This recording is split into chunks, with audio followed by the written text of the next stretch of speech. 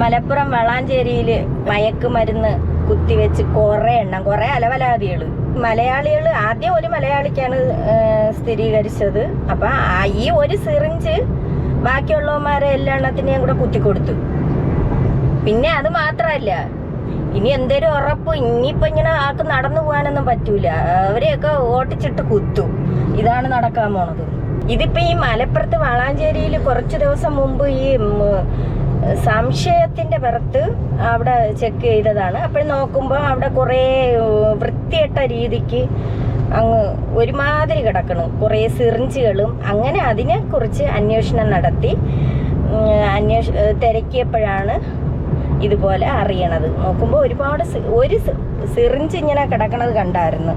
വേറെ എന്തൊക്കെയോ സാധനങ്ങളുണ്ട്. തിരക്കിയപ്പോഴത്തേക്ക് ഒരു മലയാളി എന്നാണ് ആദ്യം അറിഞ്ഞത്. പിന്നെ ബംഗാളികൾ 2-3 ബംഗാളി, പിന്നെ വേറെ ലിസ്റ്റ് ഒന്നും പറയുന്നില്ല. മൊത്തം 9 എന്ന് പറഞ്ഞ് പിന്നെ അത് 10 പിന്നെ ഇപ്പം ഇന്നലെ അറിയാൻ കഴിഞ്ഞത് പല ഏരിയകൾ പല സ്ഥലങ്ങളിലും ഇതുപോലെ കാണും എന്നാണ് അറിയണത്.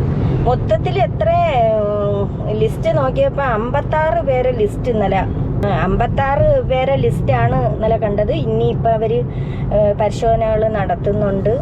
ഹോസ്പിറ്റലിലൊക്കെ എന്തായാലും നമ്മൾക്ക് ഇഞ്ചക്ഷനൊക്കെ എടുക്കുമ്പോൾ അത് സൂചികളൊക്കെ മാറ്റും.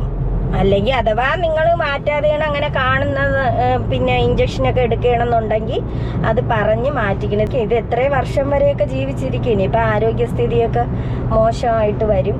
ഇവിടുത്തെ പോസിബിലിറ്റി എന്ന് പറയുന്നതേ ഈ എയ്ഡ്സ് ബാധിച്ചവര് ബംഗാളികളാണല്ലോ.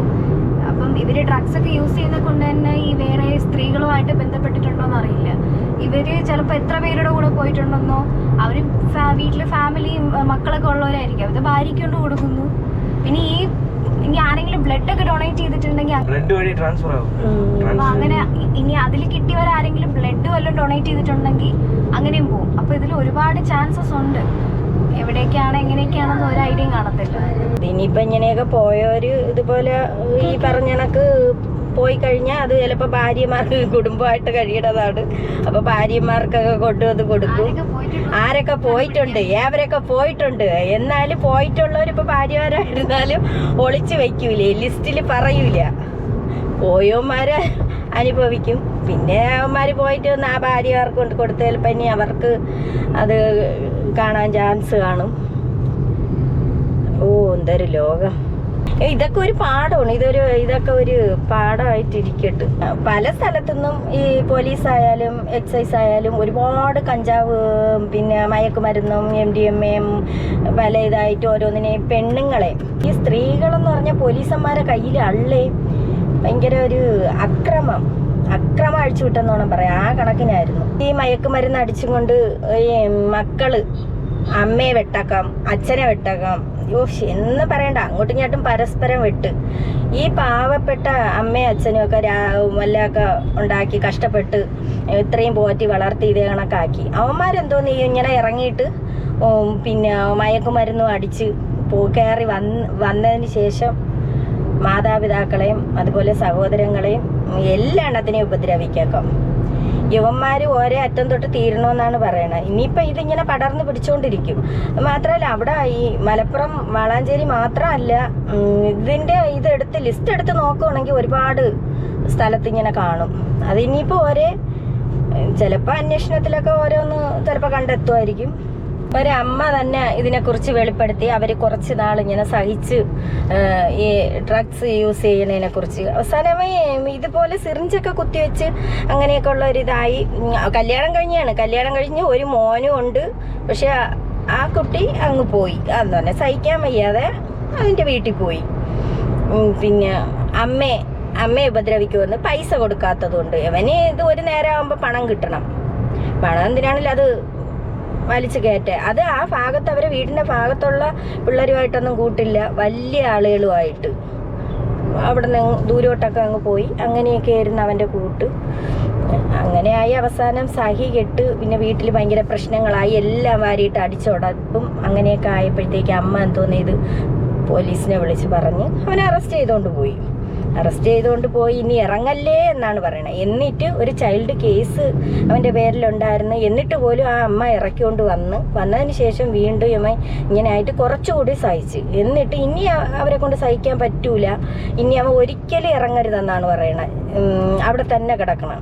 അവനെ അറസ്റ്റ് ചെയ്തുകൊണ്ട് പോയി ഇപ്പം അവൻ ജയിലിൽ കിടക്കുകയാണ്. അപ്പം ആ അമ്മ ഒരുപാട് സഹിച്ചത് കൊണ്ടാണ് ലാസ്റ്റ് ഘട്ടത്തിൽ അവർ പറയുന്നുണ്ട്, മീഡിയക്കാരെ മുന്നിൽ അവർ പറയുന്നുണ്ട്, ലാസ്റ്റ് എനിക്ക് സഹിക്കാൻ വയ്യാത്തത് കൊണ്ടാണ് ഞാൻ ഇത് ചെയ്തത്, ഇനി അവൻ ഇറങ്ങരുത്, അവൻ ഇറങ്ങിക്കഴിഞ്ഞാൽ ഇനി അവരെ ഉപദ്രവിക്കും, ഇനി അവരെ കൊല്ലും, അത് ഉറപ്പായിട്ടും കൊല്ലും. ഇതിങ്ങനെ പറഞ്ഞു കൊടുത്തതിന്റെ വാശിക്ക് അത് ചെയ്യും. ഇറങ്ങിയാലും ഇവർക്ക് നിർത്താനൊന്നും പറ്റത്തില്ല. ഇറങ്ങിയാലും അവരെ കൊണ്ട് ഇത് ഉപയോഗിക്കാതിരിക്കാൻ അവരെ കൊണ്ട് പറ്റൂല. അതവരങ്ങനെ അങ്ങ് ആയിപ്പോയി. അവര് മനസ്സിലാക്കാതെ സ്വയം അവര് തന്നെ തീരുമാനിക്കണം. എനിക്കത് ഒരുപാട് പേരങ്ങനെ മാറിയവരും ഉണ്ട്, എനിക്ക് അതിൽ നിന്ന് പിന്മാറണം എന്നുള്ളത്. ഈ ഡ്രഗ്സ് അടിച്ചു കഴിഞ്ഞാൽ പരിസരബോധം കാണൂല, പിന്നെ മൈൻഡ് കൺട്രോൾ ചെയ്യാൻ പറ്റൂല, അച്ഛനും അമ്മയെ വെട്ടിക്കൊല്ലും. അവർക്ക് എന്താണ് സംഭവിക്കണേന്ന് തന്നെ അവർക്ക് തന്നെ അറിഞ്ഞൂടാ. അത് അങ്ങനെയാണ് അവരെ മൈൻഡ്. ഈ മക്കളെ കുഞ്ഞുനാളിലെ അവരെ എന്ത് കഷ്ടപ്പെട്ട് വളർത്തി ഇത്രയാക്കി നിലയിലാക്കിയിട്ട് തിരിച്ച് ആ മാതാപിതാക്കൾക്ക് തന്നെ അവരിട്ട് പണി കൊടുക്കും. പണിയെടുക്കണം എന്തോന്നും ബോധമില്ലാതെ കാണിക്കണ കോലങ്ങളും. അവസാനം ഇങ്ങനെ കിടന്ന് കറങ്ങി പിന്നെ മയക്കുമരുന്നും അടിച്ച് സ്വയബോധം ഇല്ലാതെ വല്ല ഊളംപാറ അവിടെയൊക്കെ എന്നിട്ട് ആളുകൾ പറയണ എന്തോന്നാണ്, മാതാപിതാക്കൾ പേണതാണ് മക്കളെ കുറിച്ച്. അവർക്ക് വേറെന്തോ തലയ്ക്ക് സുഖമില്ലാത്തതാണ് എന്നൊക്കെയാണ് പറയണത്. മെന്റലി ചിലര് മോനെ പേണതാണ്. പക്ഷേ സത്യം പറഞ്ഞാൽ ഇത് തലയ്ക്ക് കയറിയതിന്റെ ഇതാണ് ഇത് കാണിക്കുന്നത്. നമ്മക്ക് അറിഞ്ഞൂടെ, നമ്മളെ ഓരോരുത്തരുടെ അനുഭവങ്ങൾ തന്നെ. ഒരേ പെമ്പിള്ളേരെ കെട്ടിച്ചോണ്ട് പോയിട്ട് അതൊക്കെ കിടന്ന് അനുഭവിക്കണം, അറിഞ്ഞൂടെ. അവന്മാരെ ഇടിയും കൊണ്ട് വെള്ളം അടിച്ച് കഞ്ചാവും വലിച്ച് കിടന്ന് കാണിക്കണ വേലകൾ കണ്ടൂടെ. അവളൊക്കെ അടിമയായിട്ട് കിടക്കണത്, പെണ്ണുങ്ങൾ അടിമയായിട്ട് കിടക്കണത്. മക്കളും വേണ്ട ഭാര്യയും വേണ്ട എന്നുള്ള നിലയ്ക്ക് നടക്കണവന്മാരും ഉണ്ട്, വൃത്തികെട്ടവന്മാര് കണ്ട പരദേശികളായിട്ട് പോയിട്ട്. യുവന്മാരൊക്കെ അവസാനം കിട്ടുന്ന പണിയാണ് എയ്ഡ്സ്. ഇതിനും വരും കുറെ കമന്റുകൾ. കമന്റ് ഇട്ട് മെഴുകാനായിട്ട് കുറെ എണ്ണം ഇങ്ങോട്ട് ഇറങ്ങും. സത്യം, അത് കഞ്ചാവ് അടിക്കണവന്മാര് തന്നെ. കൊലയാളിയുടെ കാര്യം പറഞ്ഞു കഴിഞ്ഞാ കുറെ എണ്ണം ഇറങ്ങും. അത് ഈ സത്യം പറഞ്ഞ നല്ല നല്ല മനുഷ്യരുണ്ട്, അവരത് മനസ്സിലാക്കി എന്തുകൊണ്ടാണ് അത് സംസാരിക്കണത് എന്ന് മനസ്സിലാക്കണത് കുറെ എണ്ണം ഉണ്ട്. അത് എന്തൊക്കെ പേരുകള്, യൂതാക്കാക്ക,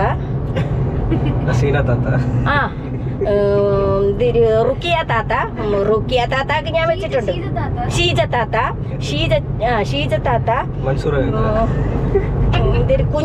കുഞ്ഞാലി മരക്കാറ് കുട്ടിക്കാക്ക.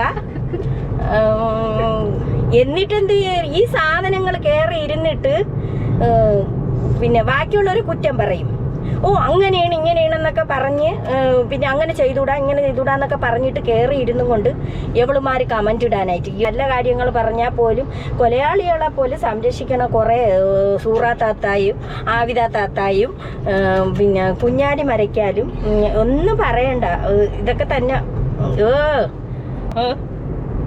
അയ്യോ ശരിയാണ്. കമന്റുകളൊക്കെ നീയൊക്കെ കയറി കമന്റുകൾ ഇടുമ്പോഴത്തേക്കാണ് നമുക്ക് വ്യൂസ് കൂടും, വാച്ചവറും കിട്ടും. കേറണേ കമന്റോളികളെ നീയൊക്കെ കേറണം കേട്ടാ. നിന്റെയൊക്കെ കമന്റ് കൊണ്ടേ നമുക്ക് രക്ഷപ്പെടാൻ പറ്റുള്ളൂ. യൂട്യൂബേഴ്സ് എല്ലാരും അങ്ങനെ തന്നെ പറയണം. നിന്റെയൊക്കെ ആ കമന്റ് എടുത്ത് വെച്ചിട്ട് വേണമെങ്കിൽ നമുക്ക് കണ്ടന്റ് ഉണ്ടാക്കാം. അതറിഞ്ഞൂടെ? റുക്കിയ താത്താരെ കമന്റ് എടുത്ത് വെച്ചിട്ട് ഷീജ താത്താരെ കമന്റ്, റുക്കിയ താത്ത കമന്റ് മാത്രമേ ഇടാൻ അറിയാവൂ എന്നെ. ഇതൊരു റുക്കിയ താത്ത കൊറേ ദിവസം കൊണ്ട് കിടന്ന് കറങ്ങിയാണ്. റുക്കിയാക്കൊന്നും പണിയില്ല. റുക്കിയ നീയൊക്കെ ഈ യൂട്യൂബിൽ കയറി കിടക്കണ നേരത്തിനെ പോയി വേറെ വല്ല പണിയാ ചെയ്യ്.